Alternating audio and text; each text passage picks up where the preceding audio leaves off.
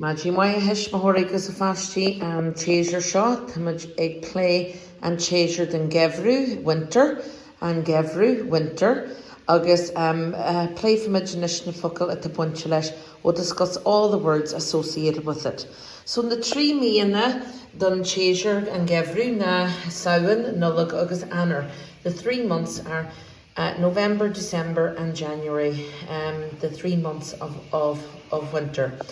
August being sé darcha níos luche, it does be darker early. August achrian and time changes. Ig Jeru mina sauna at the end of October, or Jerry Fork, sorry, at the end of October it gets darker. Irian sé níos fura, it gets colder. August has she fur, it is cold.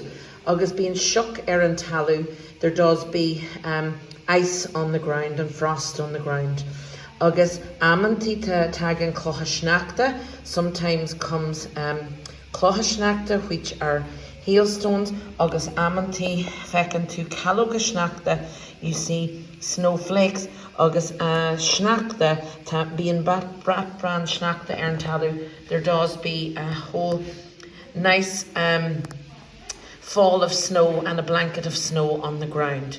August digana chain to ma exugru, sometimes you go out playing. August jana too far shnachta, you make a snowman.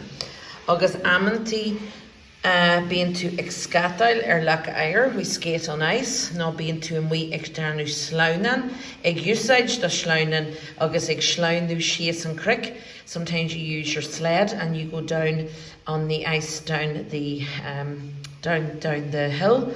August me and Coney Art Bager Sanadal no san Austria no rub marshin chain to ski. You might go skiing if you live in countries like Italy and Austria and so on, chain to ski.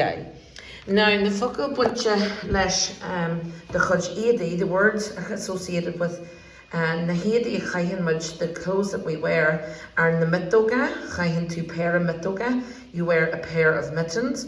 Chaihin to you wear scarf, a scarf. Chaihin to lavini, you wear gloves. August chaihin to hatta, you wear a hat.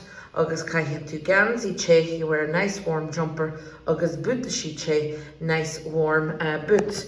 August chaihin to the kota kincha, you certainly wear your coat fohanya and Gheimhreadh for the winter.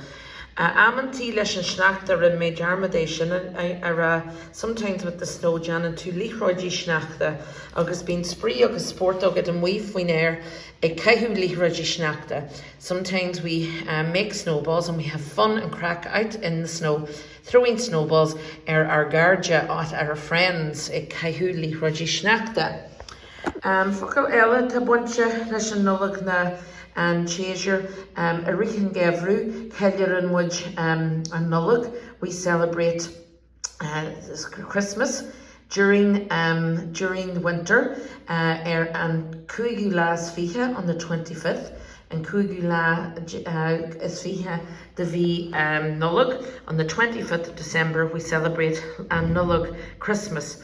August fecken to and Tien Shaw and we Sashnachta Gohariha and Aaron, you see this bird out in the snow, especially in Ireland na and Spidjog, the robin.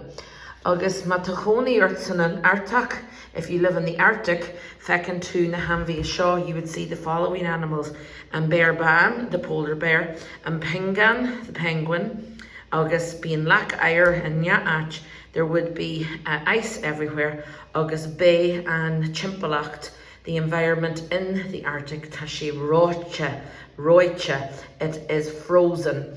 Kosulilch and focal ukta roicha for ice cream. Anything if you say tami roicha, it means I'm freezing. Tami roicha, I'm freezing. So shaw eat the focal lega ta buncha lesh and Gheimhreadh. These are all the words to do with winter.